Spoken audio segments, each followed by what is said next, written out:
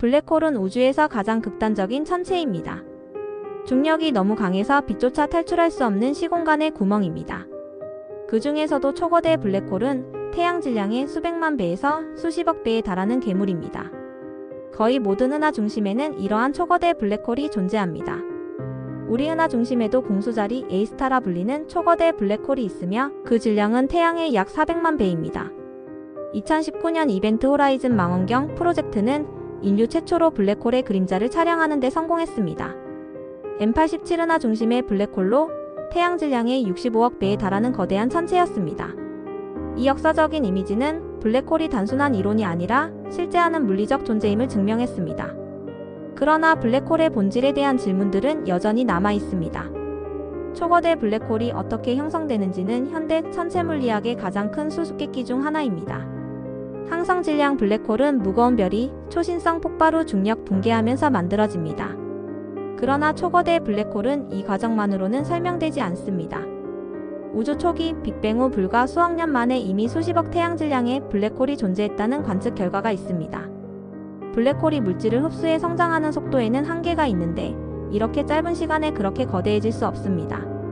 이를 에딩턴 한계라고 부릅니다.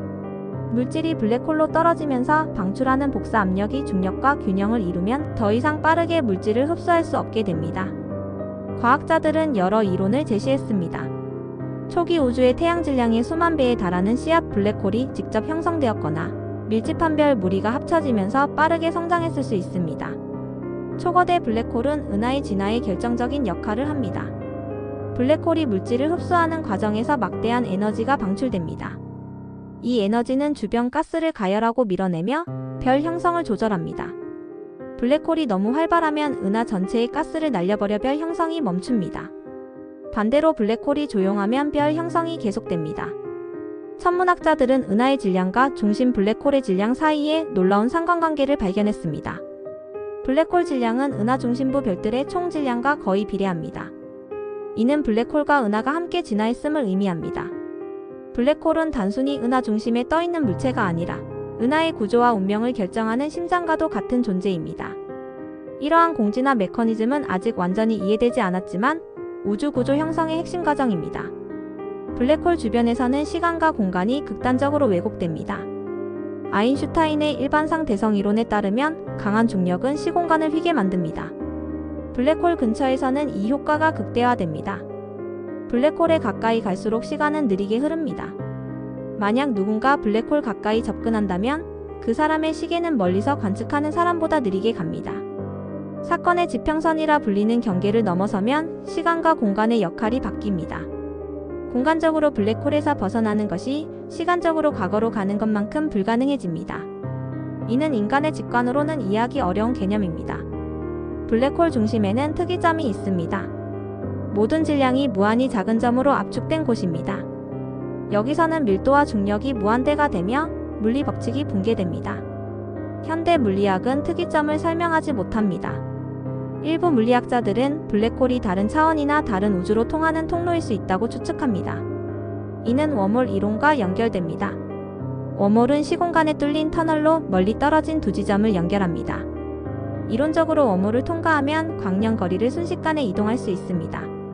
일부 모델에서는 블랙홀과 화이트홀이 웜홀로 연결될 수 있습니다. 블랙홀은 모든 것을 빨아들이고 화이트홀은 모든 것을 내뱉는 가상의 천체입니다. 블랙홀에 들어간 물질이 화이트홀을 통해 다른 우주나 다른 시공간으로 나올 수 있다는 것입니다. 그러나 이는 극도로 투기적인 이론입니다. 화이트홀은 관측된 적이 없으며 웜홀도 현실에서 발견되지 않았습니다.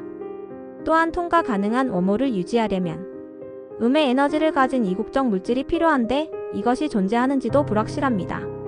스티븐 호킹은 블랙홀이 영원하지 않다는 것을 증명했습니다. 양자역학 효과로 인해 블랙홀은 매우 천천히 증발합니다. 이를 호킹 복사라고 부릅니다.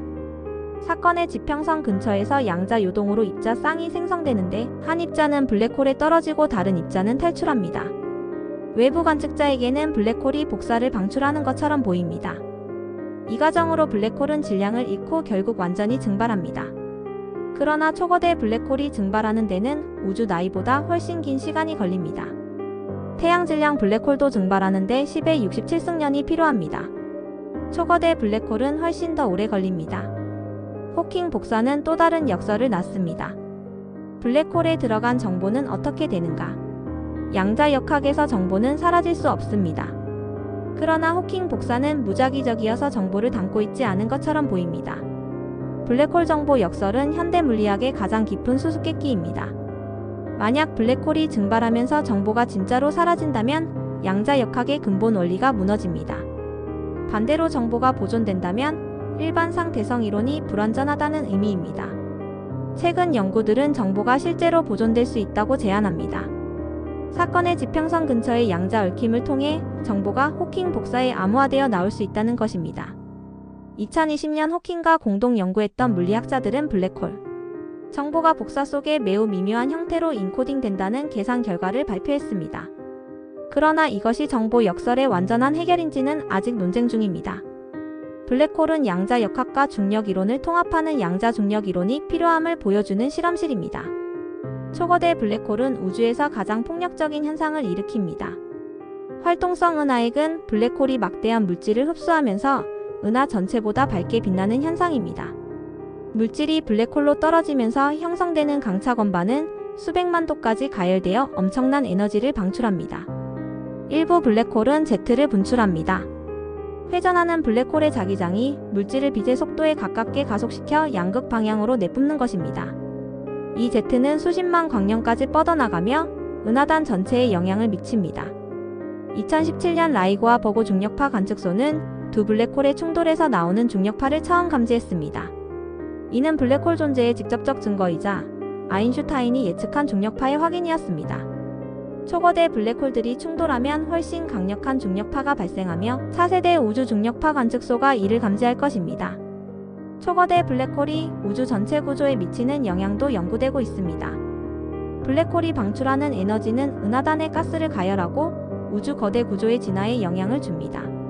시뮬레이션 연구에 따르면 블랙홀의 피드백이 없으면 은하들이 관측되는 것과 전혀 다른 모습으로 진화합니다. 블랙홀은 우주의 건축가라고 할 수 있습니다. 또한 블랙홀은 암흑물질과 암흑에너지를 연구하는 도구이기도 합니다. 블랙홀 주변의 물질 운동을 관측하면 보이지 않는 질량의 분포를 추정할 수 있습니다. 일부 과학자들은 초거대 블랙홀 자체가 암흑에너지와 관련이 있을 가능성을 탐구하고 있습니다. 블랙홀 내부의 진공 에너지가 우주 팽창에 기여할 수 있다는 가설입니다. 이는 매우 추측적이지만 우주의 가장 큰 수수께끼들을 연결하는 흥미로운 시도입니다. 블랙홀을 직접 탐사하는 것은 현재 기술로는 불가능합니다. 가장 가까운 블랙홀도 수천 광년 떨어져 있고 접근하면 조성력에 의해 찢어집니다. 그러나 간접적인 관측은 계속 발전하고 있습니다. 차세대 이벤트 호라이즌 망원경은 더 선명한 블랙홀 이미지를 촬영할 것이며 블랙홀 그림자의 역학을 실시간으로 관찰할 수 있을 것입니다. 중력파 관측소의 업그레이드로 더 많은 블랙홀 충돌이 감지될 것입니다. 이러한 관측들은 블랙홀의 물리학을 더 깊이 이해하는 데 도움을 줄 것입니다. 언젠가 양자중력 이론이 완성되면 블랙홀 내부와 특이점의 비밀도 밝혀질 수 있을 것입니다. 블랙홀은 우주의 심장이자 가장 극단적인 물리학 실험실입니다. 그것이 차원문인지는 아직 모르지만 우주의 근본 법칙을 이해하는 열쇠임은 분명합니다. 이 영상이 흥미로우셨다면 구독과 좋아요 부탁드립니다. 다음에는 더 놀라운 우주 미스터리로 찾아뵙겠습니다. -. 8번 완성했습니다. 총 9,974자. 확인 후 9번 진행할까요?